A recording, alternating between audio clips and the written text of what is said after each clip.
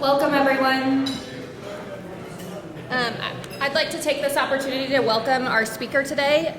Candace LeBron Howard received her Juris Doctorate from Texas Wesleyan in 2012. I'll let her go into her background, but currently she works at Chevron in the Midland office as a land representative, but started her career, like I said, in 2012 and started working title opinions and has ended up at Chevron. So we're excited to have Candace here with us.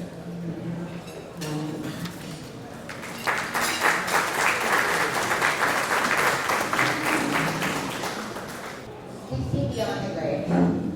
So today what we're going to cover are losing interest of cemeteries, specifically taxes, operations that serve the dead, and leasing those who have died. So first, I don't know if all of you in your language, sometimes we have some attorneys. So real quick, what's the landman's role about that? For the AAPL, a landman is a land professional who is primarily engaged in land work. So what's land work? The AAPL, land work shall be performance or supervision of the following: negotiation for the acquisition and investiture of mineral rights, negotiating business agreements that provide for the exploration of those mineral rights, determining ownership with private and public records, reviewing the status of title through due diligence, all sorts of title things that we're all familiar with, managing rights derived from ownership of these minerals, and unitizing the pooling of interest. It's all straight from the AAPL, so we all basically know that never has bad on that. In here, I've included some trivia questions. The first trivia question is, what are lands held in Texas where the state retained minerals by fact after 1876? Does anyone know what those are?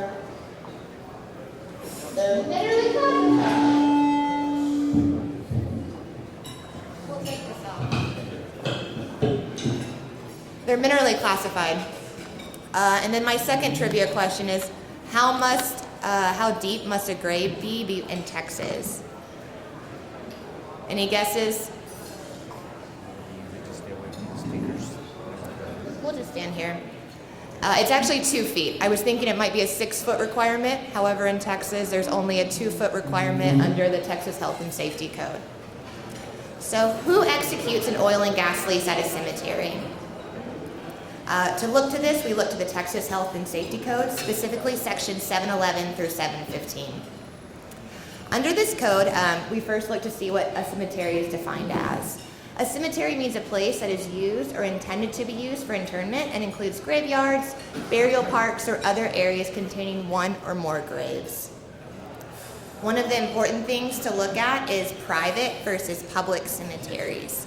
The code in Texas recognizes 2 types of cemeteries: public cemeteries and private cemeteries. Private cemeteries are those used by like a single family or a small portion of the community. I think of these kind of like ranches where families have just been buried for centuries over and over again, or those may be related to the family or those who have helped the family. A public cemetery, on the other hand, is one used for the general community, a neighborhood, or even a church.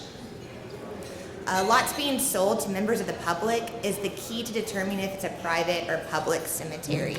Even though we think of churches as private organizations, they are still sold to the public, the plots, even though the churches are going to dictate how the burials take place, different types of mausoleums that are going to happen, and different types of grave sites. One question that came up when I was looking through this stuff is, can I be buried in my own backyard? The answer is generally yes, on your own property. However, you need to look to local zoning ordinances to see if there are restrictions on burying yourself on your own property within the city limits. Okay, back to the code. Under the code, the cemetery organization is something that needs to be looked at to determine if you're going to lease with the cemetery for oil and gas purposes. The code defines a cemetery organization as an unincorporated association of plot owners, not operated for profit, that is authorized by its articles of association to conduct a business for cemetery purposes. Under the code, what can a nonprofit group of plot owners do? These are the groups of plot owners before it's incorporated. Under Texas law, individual owners of a plot may form a nonprofit cemetery corporation, wherein each owner would have the equivalent of almost a voting share in the corporation. Nonprofit cemetery companies must be owned and operated for the benefit of their owners or their members, and they also can engage in charitable acts and also help to bury the indigent. So as a plot owner in a public cemetery, what are your rights and what do you acquire when you purchase a plot from the cemetery? Per the Texas Health and Safety Code, a plot owner means a person whose name is listed in the cemetery's book. So often before they had deeds that they were conveying, they would write your name in a book. Or you're someone who holds an actual conveying instrument from the cemetery organization. It could be a certificate of ownership or it can be an actual conveyance. So basically, like I said, your name either needs to be in the registrar or you need to have that conveying document kept somewhere safe. But really, it makes the most sense just to file that conveying document for a public record in the county where your cemetery is located to ensure your ownership isn't lost. We all know that with a land background here today. So what rights are generally conveyed when a person received a cemetery plot deed? Generally, a purchaser of a plot in a cemetery is regarded as having obtained only a limited property right. You basically acquire a privilege, easement, or license to be buried there when you purchase the lot, exclusive of all other people to that specific plot. Provided, however, that the land remains a cemetery. Although the interest in land passes to the purchaser of a burial plot in the cemetery, the purchase is not generally, in Texas, vested with fee simple title to that specific plot. Okay, let's look at an example. I went to Tarrant County to grab an example of what these conveying documents generally look like. Here we have an example. It's from W.G. Fenley to the Greenwood Cemetery Association. I don't know if any of you have familiarity with Tarrant County. A lot of us maybe worked at the Barnett Shell at one point. Greenwood Cemetery is one of the larger, older cemeteries there. When I was looking through the title, there's a lot of conveyances from the Finley family to Greenwood. This was just one specific plot, but they all mirrored really similar language. We have a conveyance from W.G. Finley to the Greenwood Cemetery Association. It has all of the general conveying language. By this presence, do grant, sell, and convey to the Greenwood Cemetery. And then it has a specific plot of land that we're all used to seeing. And then highlighted is something I wanted to call out. It is fully understood and agreed that this plat of ground is purchased for the purposes of burying human dead thereon. And this deed entitles the said Greenwood Cemetery Association to the exclusive use of the lots for the burial of human dead thereon. And it goes to talk about, it's subject to the rules and bylaws of the Greenwood Cemetery Association. What's interesting is, as you can see, this is language that restricts what the grantee can do. However, there's no reversionary interest. I just wanted to note that because it is interesting, right? We have something that restricts what the grantee can do, and there's no reversionary interest of who it's going to go to if it ceases to be a cemetery. So we have the Finleys to Greenwood. We then have these deeds from Greenwood to the individual plot owners. This is just one example of what I grabbed. So here we have the Greenwood Cemetery conveying to Miss Clara Carter. And I highlighted just, it has the general conveying language that we're used to seeing. The recipient, which hereby acknowledged, has granted, sold, and conveyed, and by these presents does grant, sell, and convey to Miss Clara Carter. And then it has the specific legal description of the plot that she's going to get. And then I highlight the language a little further down. It is fully understood and agreed that this plat and ground is purchased for the purpose of burying human dead thereon. And this deed entitles Miss Clara Carter and her family forever, subject, however, to such rules and regulations and bylaws of the Greenwood Cemetery. I just want to note also, neither one of these deeds has mineral reservation language. They also really lend themselves in this entire deed to Miss Clara Carter to just a regular conveyance. To me, there really isn't a lot of limiting language on what she's getting. It's almost as if she's getting fee simple to that plot, right? They're not limiting it the way we would think that you need to limit what you're getting. It doesn't have that license. It doesn't have that easement language that we generally think of when you're getting that limited right. Just for reference, the rest of the document is just more what she can do with her burial plot, height, dimensions, things she needs to look at in the bylaws when she's setting her burial area. So in this example, to me it's vague. Some of you may not think that. What is each grantee receiving? The granting language does say grant, sell, and convey, like we would normally see in like a fee simple conveyance, and it does limit access, however, to just burial the lands. So if you remember our chain of title, it went from the Finleys to Greenwood with no mineral reservation, but a limited language that you have to use it for cemetery burial purposes. And then we have a conveyance from the Greenwood Cemetery to Miss Clara Carter. And there's no mineral reservation in there, but it does also have that limiting language that she's just supposed to use it for those purposes. You could say that maybe that is just her license and that's what she's supposed to use it for, but I think there's vagueness in the conveyance. I think smart minds could differ there. I was just taking you back to that original deed real quick from the Finleys to Greenwood that just lets you know that that's the only restriction, that reversionary almost type language, but there's nothing to say what happens when it ceases to be a cemetery. So who owns the mineral rights in Texas? While the plot owners generally have a say in the actions taken by the entity relating to the real property of the cemetery, they do not commonly own fee title to the plot purchase within the cemetery. So generally when you get your plot, you're not going to own fee title. However, as we talked about in the Texas code, it kind of distinctly says that the plot owners have the right when they create that organization to have a say, a vote, and that the cemetery organization is going to act on your behalf as a plot owner. Again, generally a purchaser of a plot in a cemetery is regarding has only obtained that limited property right. Although an interest in land passes to the purchaser of a burial plot in the cemetery, you're not going to be vested with fee simple title generally in Texas. There could be some instances where specific language maybe dictates something different, but in general this has been what we have seen over the course of our development over 80, 90 years when looking through there. This is just that conveyance once more. So here in this instance, who executed the oil and gas lease? What about the restrictions in the deed to Greenwood? The Cemetery Association, again, is usually the appropriate party to execute an oil and gas lease covering the cemetery lands. At least that's what the courts have kind of said in Texas. Generally, you need to go to that cemetery organization. They're going to be the one to lease on behalf of the plot owners. This is because the Cemetery Association is generally the record title owner of the lands and holds it in trust for those to be buried in the cemetery. So, who executed the oil and gas lease here?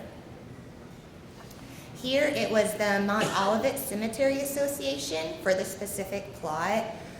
Just as a note, I'll skip ahead. I Googled it. Greenwood and Mount Olivet are one and the same on their website. Mount Olivet owns Greenwood and a couple other Arlington and Tarrant County associations. So here, 4/7, well, let me go back, but 4/7 executed the oil and gas lease. They filed their memorandum. That's the side that they wanted to go with, and over in every county I saw that only the cemetery was the party that was executing the oil and gas lease as lessor. There was also nothing within the Association of Greenwood on their website that kind of spoke on what they can do on behalf of the plot owners. It was really silent, which I thought was interesting. I think it's just an implied right or applied responsibility that they're taking on there. So to me, some of the questions that came up when I was thinking about this, is there an implied reverter to the grantee to the cemetery? When you're a landman, you're thinking about it, you think, okay, so normally if there's like a life estate or a reversionary interest, how are we gonna lease those parties and what are those implications that we need to think of? Well, everywhere I looked at, it seemed like no one had really thought about those questions. No one was concerned about the Finleys and their line and being conscientious of what we needed to do with their interests if that cemetery ceased being a cemetery. If you remember, there's certain things that are paid a certain way. As an operator, you know you're going to only pay bonuses to one party and delay rentals and royalties to another party. It seemed over and over again when I was looking through title that there was no cemetery association lease that even took into consideration these potential reversionary interests, which is noteworthy. It doesn't seem like there's been a lot of litigation, if any at all, that's occurred in this space, but it's a potential, right? When you have a reversionary interest, someone could come back and say, if they stopped being a cemetery, 100, 200 years down the line, this is my interest, and then you have to redo the whole title. And is there any concerns with an operator not putting those monies into an account for the benefit of the reversionary interest? It seems like a lot of business decisions have been made in this space, and it's not too risky, but it's just something to think about, right? A noteworthy example of when a cemetery was leased by the from the federal government subsurface. In 2015 in Colorado, there was a 6,700 acre tract of land where the surface owner did happen to be a cemetery. BLM wasn't too concerned about it. They said, go ahead and lease our land, and they leased it for $26 an acre where the cemetery was. The only noteworthy thing that I could find was the BLM said, we'll kind of work around where the cemetery is and allow you to have different setback or different locations of your wells. They didn't seem too concerned. Not that it's really setting a public policy for it or against it. It was just interesting. That was the only thing that the BLM noted. I do have one more trivia question. Does anyone know what the largest national cemetery is by chance? What is it? I thought that too. It's actually Riverside National Cemetery in Riverside, California. I think Arlington was second or third, but this one was the largest. I thought Arlington too when I Googled it. Okay. So what about conducting actual operations on cemetery lands? I think of this as some of the stuff that an in-house landman might need to consider, right? Okay, we're getting ready, we have this development plan, but we have a cemetery right here. What are the things we're gonna have to deal with when we're talking to people, the cemetery, different things like that? Okay. So conducting drilling operations on actual cemetery land could be against public policies in many states. For example, Louisiana really blatantly kind of said, we don't think you need to be doing specific drilling operations within the cemetery. Other states pretty silent on it. Some courts have held that it was against public policy to permit an operator to drill for oil and gas within the actual cemetery boundaries. So I guess it would be kind of disappointing, right? You're going to visit a family member right next to there's a huge drilling rig. Or some people might say, great, that's fine. I live in Texas, I love the development, and so did my great-grandfather who I'm visiting. What about when there is no need to conduct the surface activities on the surface of the cemetery? This could change things a little bit based on what I was finding. However, there could be a claim that fracking would disturb the grave sites and would not allow the dead to effectively rest in peace. A lot of stuff I saw kind of in the courts was they actually really kind of held on to that rest in peace kind of phrase. And they really focused on, are we allowing these people, what are cemeteries there for, and are we allowing them that ability to have their spots to rest in peace. On the other hand, it could be said that the money received from the bonuses and the royalties would actually be a benefit to the cemetery. It could keep them perpetuating. You know, we hear of cemeteries or funeral homes going under. This money could help them maintain their funeral home. It could help them be more charitable to help bury those in the community who don't have the funds to do so. I think it depends on how you kind of present the facts.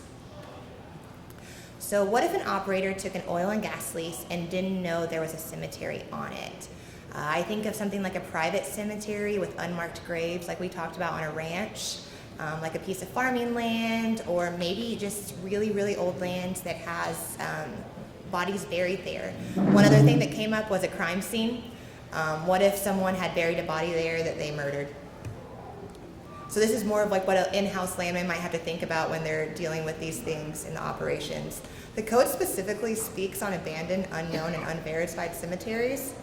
It says the owner of a property in which an unknown cemetery is discovered or in which an abandoned cemetery is located may not construct improvements on the property in a manner that would disturb the cemetery until the human remains that are buried in the cemetery are removed under written order issued by the state registrar, and you also have to have an order by the district court.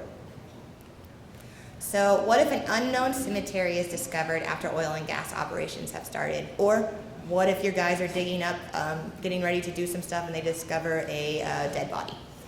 The first thing I generally found in Texas is to call the local police department to ensure that it's not a crime scene, right? We don't want to interfere with someone's potential for a justice, or that there needs to be someone who needs to be defended in the court system for being murdered.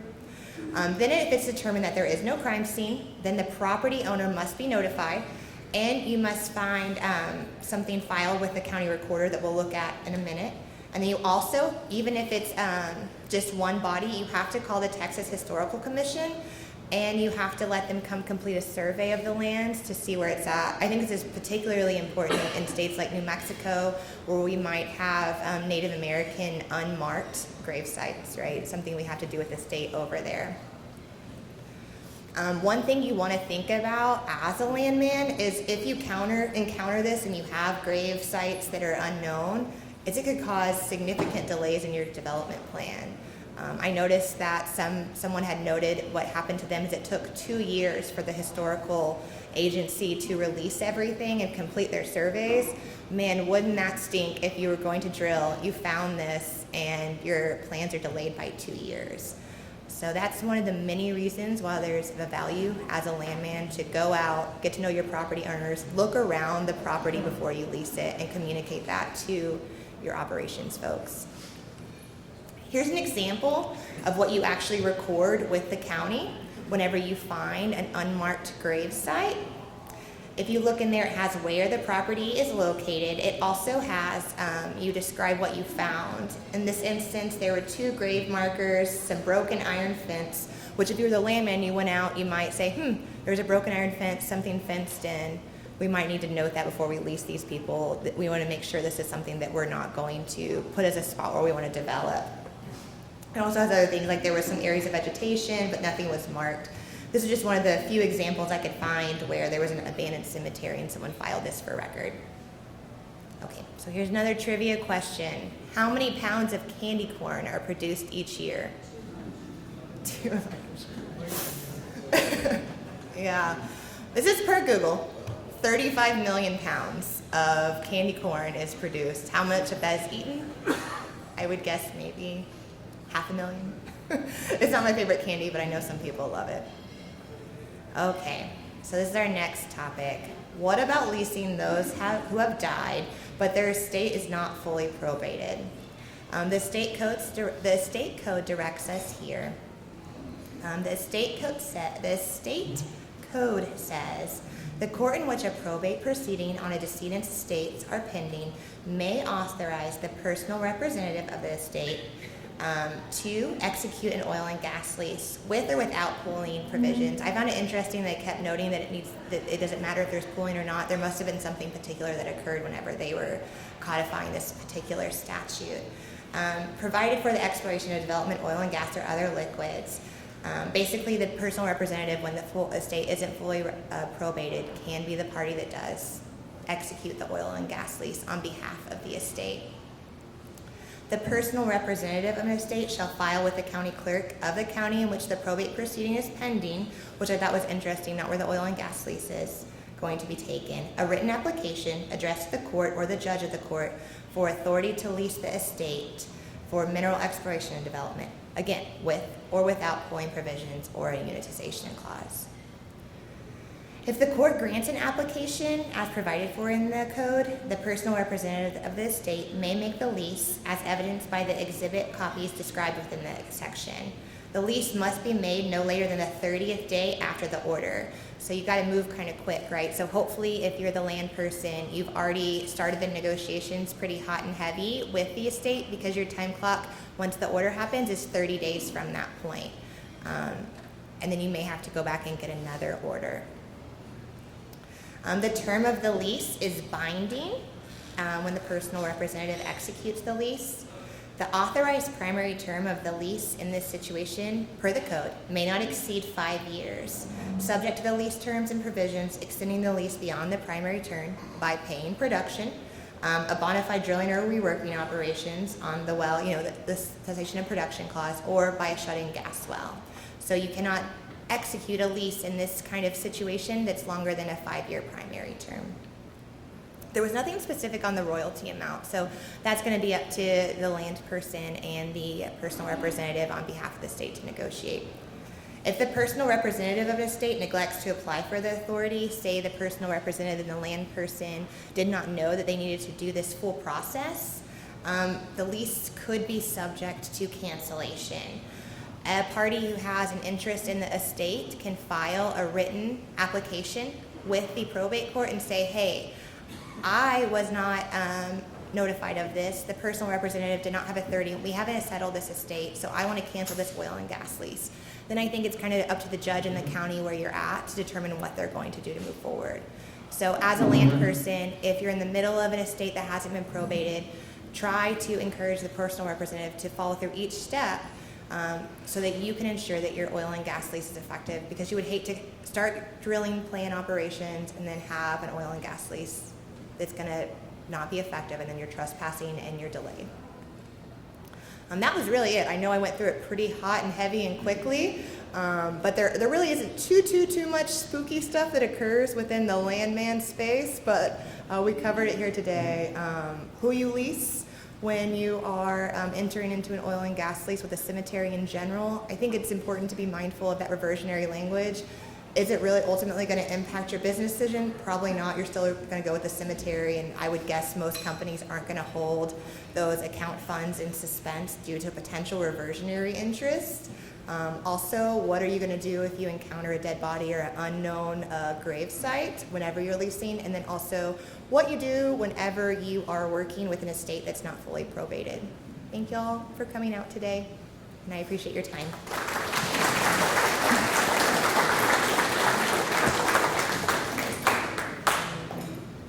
Thank you, Candace. I have a couple of quick announcements. On Tuesday, October 18th, next week, we have Women in PBLA's Happy Hour at Ranchland Hills. Sorry, guys, you're not invited. Tuesday, November 8th is our next luncheon here at the Petroleum Club. And then Tuesday, December 6th is our Christmas party at Midland Country Club. So we'll send out some email reminders with those dates. If you came in and didn't get a AAPL credit form, those are out on the desk. And we just want to thank everybody that came out for the clay shoot last week. We had a really good turnout. We want to thank our sponsors. So on behalf of the PBLA, thank you guys so much. And we'll see you in a few weeks. Thanks.